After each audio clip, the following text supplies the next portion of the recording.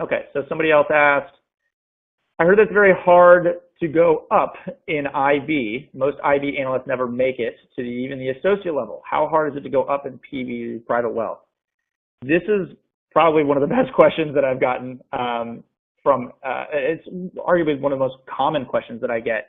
Something that's very interesting is that breaking into investment banking, it's very difficult. Everybody knows about it. You know, it's an extremely cutthroat gig to get. Investment banking analysts, you know, even if they are monkeys at heart, everybody wants that role.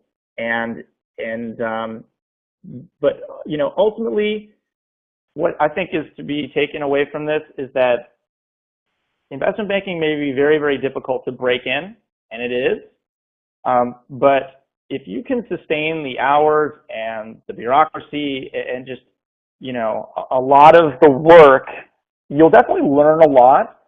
But ultimately, kind of what happens is that if you're not an extremely stellar performer by your second year, and you, you know, haven't burnt out, you know, well, if you are an extremely stellar performer and you haven't burnt out, and you kind of think that you're going to be a career banker, which a lot of people, you know, have a very difficult time conceptualizing, then a third-year analyst position, which is more or less an opportunity to become a full-time associate without going back to business school, that's very possible.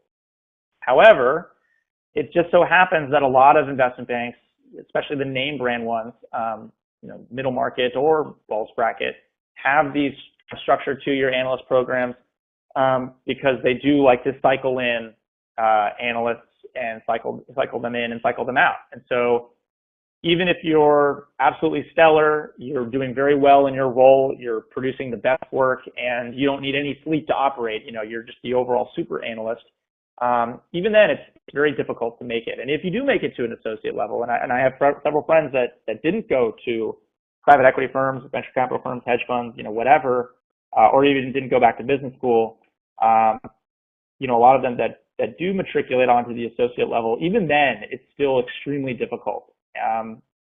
If you're female, it even ends up being extremely difficult. I read some interesting article the other day that said that there are just fewer females that get past the vice president level within investment banking. Not because they're not any smarter or they don't add any more value, which is certainly not true. It's more so the hours, the intensity, and then just overall, you know, an assessment of a work-life balance. And it just so happens that more females tend to drop off from the ranks because they value things like life and family and et cetera. So investment banking, very difficult to get in, very difficult to rise up. But if you happen to be that stellar analyst and kind of work your way up, then, you know, it kind of ends up working out.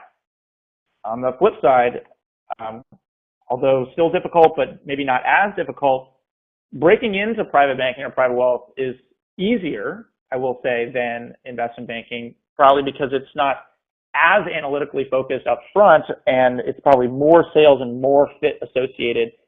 It might be easier to break into private banking or private wealth, but once you kind of transition into that producer, business development type role, it is extremely difficult to do well.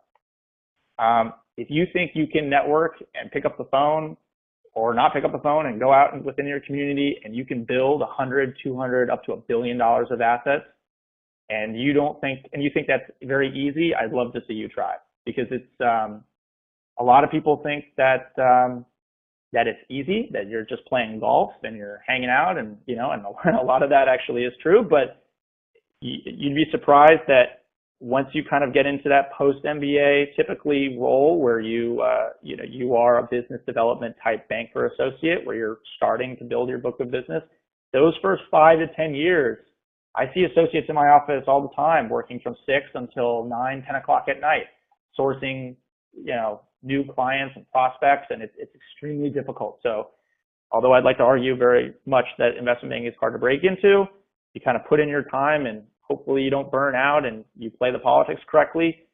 Moving up with investment banking, you know, I think is a little bit easier maybe than private banking. But those first 5 to 10 years, you are significantly overworked and underpaid in private banking and private wealth. But when you start to pick up your strides, you network more and some of those assets start to come in, then it flips on the other side. You start to get overpaid and underworked. So again, it's what you make of it, but it's, I think, to go up in private banking or private wealth can be very difficult. And a lot of people don't make it. A lot of firms like to overhire and certainly overfire in the private banking associate groups. So take that for whatever it is.